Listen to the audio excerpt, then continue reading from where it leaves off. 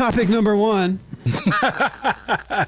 No, so recently Doja Cat was speaking on Gaza, Congo, and other injustices at the Global Citizens Festival. I'm not sure if you guys are familiar with the Global Citizens Festival, but it's a social action platform for a global generation that aims to solve the world's biggest challenges. Okay. So the 2024 Global Citizens Festival takes aim at major issues perpetuating extreme poverty, hunger crisis, infectious diseases, debt on the rise, last year being the hottest on record. It's like a 6-hour live stream. See, there's a lot of major names here. I had never heard of this before. I don't know if you guys had, but I'd heard of it, but I'll be honest, never paid that much attention. Millions of men, women, and children in Gaza, Ukraine, Sudan, the Congo, and all across the world are suffering. In times like this, it is important to remember that together we have the power to bring change, love, light, and hope to those who need it most. I joined forces with Global Citizen to help people in areas of conflict and crisis,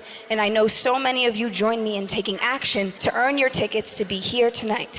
But we can't stop now. Please keep using your voice to help those fleeing violence get the food, shelter, and education they need and very, very much deserve. There is a beauty and strength in all of you who are watching this and who choose to be here tonight. And this is our time to put it into what matters most, and that is life. I'm surprised they didn't cut her microphone as soon as she said Gaza. that was going to be my question. Like, I think it was kind of cool that she mentioned like things like, Gaza, Congo, and Ukraine and stuff like that. But as much as I want to be like, yeah, that's great, it's also seems just very performative. It's almost like it was it was potent in terms of what she was saying by all means what I'm mentioning. Gaza, but it kind of looked a little awkward. I guess holding the mic like that and just you could start reading. Yeah, you can see the situation. Yeah, sure. I don't know. It just didn't land maybe as well. I mean, A for effort, but maybe it just didn't land well. Yeah, I see where she was going though. I mean, but she, Doja's one of those artists who could, if they ask her a question, she could be like, I don't know, I'm just an artist, and she'd go back to getting her money. That's true. So I will give her props, especially if. Because to mention Gaza as some place that is in need of humanitarian relief, right? For some people is a controversial thing to say. I mean, she didn't go as far as Macklemore, for sure. But and that's okay. That's okay. She's clearly on a platform. Once again, it's a festival. There are lots of A-list artists there. Has to be some level of corporate, influence on all of this. I think to even if it's a global citizens event, and I think, I think maybe it was careful because she said Gaza, but she didn't say Palestinian. I think that's the boogeyman word for a lot of entertainers right now. They don't want to say anything in support of the Palestinian people and to say that those people need relief and they're being done wrong.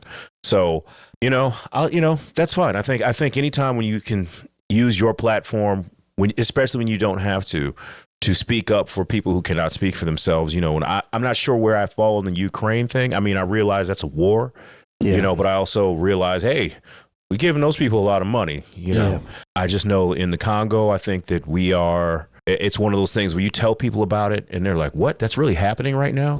Especially it's been happening for a minute. It's been happening for a minute. And plus, it's hard sometimes when you don't just read the front page of the paper, and you do a little deep dive and you see exactly how basically, everybody's all in these electric cars and we talk about, even our phones and computers and all that is being mined and not mined particularly humanitarily out of several places in Africa. You see how the influence of, all the Chinese that are going into Africa because they need those resources. And it's very layered. And like I said, it's hard to like know stuff sometimes. No, for sure. Yeah, and there's a lot of misinformation that's is everywhere right now. So it makes it even worse. That's the world we live in. You never know what you're actually looking at. So sometimes when people want to talk, want to talk about P. Diddy all the time, and I'm like, do you realize what else is going on in the world right now? The thing about it is, and I hate when people use that example. And the only reason I hate when people use that because they always use it whenever. No. Oh, okay. I was about to say. They only use that current event example. Okay. So I think everybody here and I'm speaking on behalf of all of us. We are not one track minded individuals. Right. So when you went to school, you had how many classes a day? Yeah, it's what, 6 or 7? Okay, so you had to About 8 classes. learn what was going on in all of those classes, and you had to navigate all of those classes separately. Right. But you knew about all of them at the collective exact same time. Yeah, just because you studied for your math test didn't mean you couldn't hold geography in your mind. Exactly. So I hate when people use that example for that reason. I can focus on or concentrate on more than one thing at the same time. The problem is there are certain people that are not going to concentrate on those things anyway. They just want the junk food. That's true. Yeah. That's what they're going to concentrate on. But I would like to say the average person can hold multiple things in their mind at the same time and focus on them. Yeah. Although the Diddy situation is taking up a lot of space in the media and news on a entertainment level. Right. But that doesn't mean you can't focus on more than one thing. Hell, we focus on more than one bill every month. True. When it comes payday, you got to pay all of those bills. You got to make sure you don't fall behind on nothing. True. So we're not one track minded people. But it is very, I hate to say disheartening, but it's just how we are. I mean, we're what it used to call the cats that lived over, the boxers, second, third class individuals. We live in a first class situation. Right. Or a country, so when I said you got to watch out for the third world whites or second, yeah. So our luxury is that you can not pay attention. But I like to think that we do. Well, at least people in my circle, we have a different mind state on things and pay attention to what's going on outside. I mean, I think you're very like right. that. Yeah. So hey, shout to Doja Cat. Don't ask her any follow-up questions though.